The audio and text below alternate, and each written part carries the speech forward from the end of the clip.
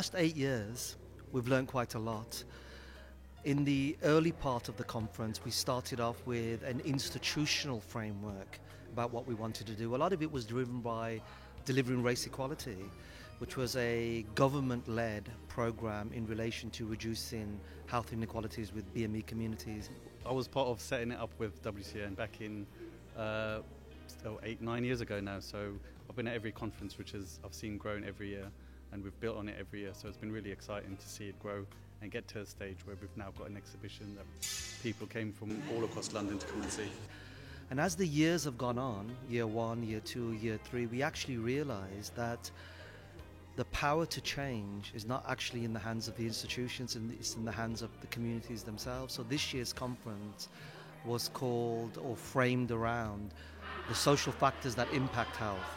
A few years ago, actually, I attended one of the conferences. It was held in Mitcham, and I was so impressed with the passion, the focus, the drive to make change, and I wanted to be part of that. So I've been attending ever since. And in terms of responding to black mental health, it's an interest something that's very close to my heart and something I'm very interested in. So my own research is along those lines, and I was just thrilled to be able to present something and to make a difference. That's ultimately what I want to do.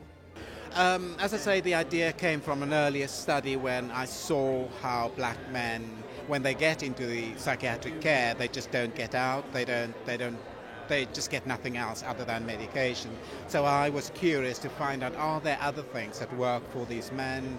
Are there other things that we can talk about? Because what I ultimately want to do is then take that information and go to people like David Bradley and say, these are the things that work for these men, these are the things that you should be funding, and give them less medication but fund and support these sort of things. So that's my hope. I think it's fantastic, this art, photography, and I know it's Black History Month. Last year we had it in the Trust, and it was really powerful to see the stories from staff about their parents and where they've come from and the journey that they've been on. And it's really relevant to what services we provide today. I thought there were really good suggestions from how do we get more therapy, less medication, that's something that we want to do, and the suggestion around how do we get into schools is a really good one.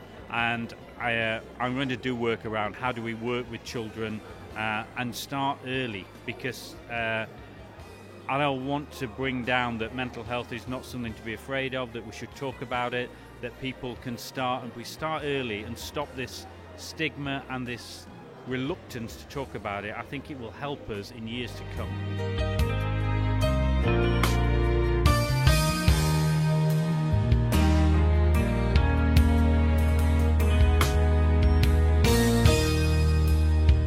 Quite often we are framed by the story that is being told by the institutions.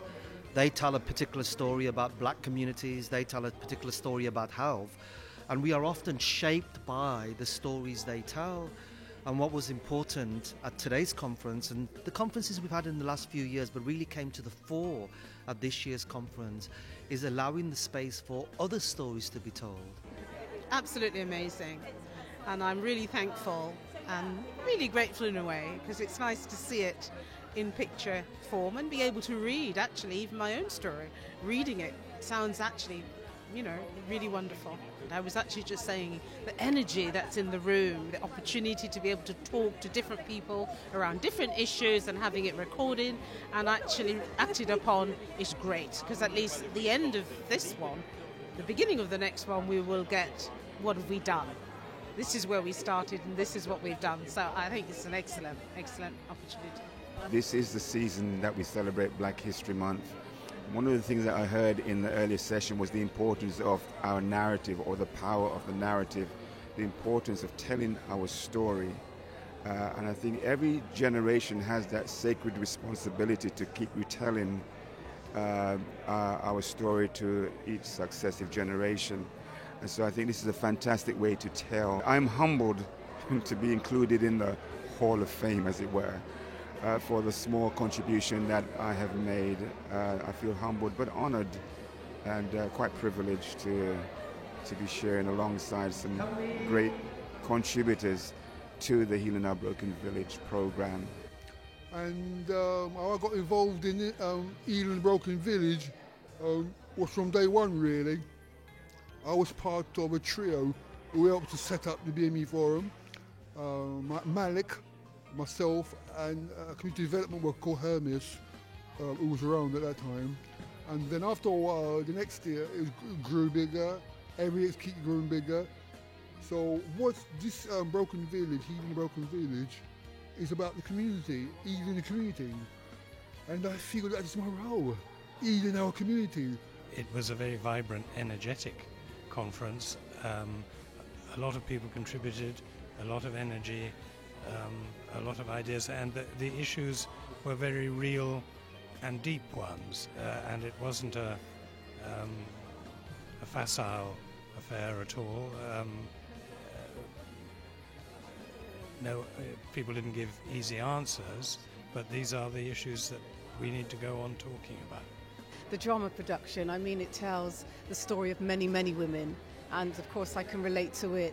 And in terms of my work, my psychotherapy work with individuals, these are very common themes. So it's always wonderful to see drama because it presents information in a very different way that sometimes is even more powerful than just a presentation or spoken in words. So I thought it was just excellently executed and well done to those who took part.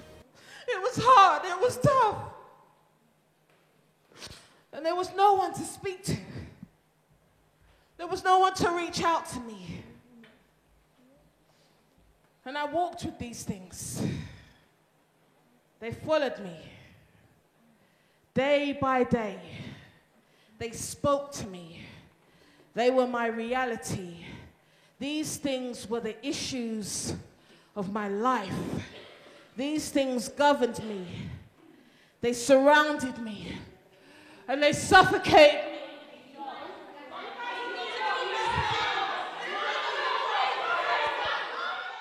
Creative arts, anything to do with the arts, was created for healing. That is exactly what it's for, because those things touch the spirit of a person. Drama, art, music, it opens a person up and allows them to get a release, because a lot of the pain and the hurt is in their emotions, it's locked up inside them, and they need something that can actually tap into their unconscious mind. And so the arts do that, and they offer such a great sense of therapy, such a sense of release and expression, which is what a lot of people are needing in these times.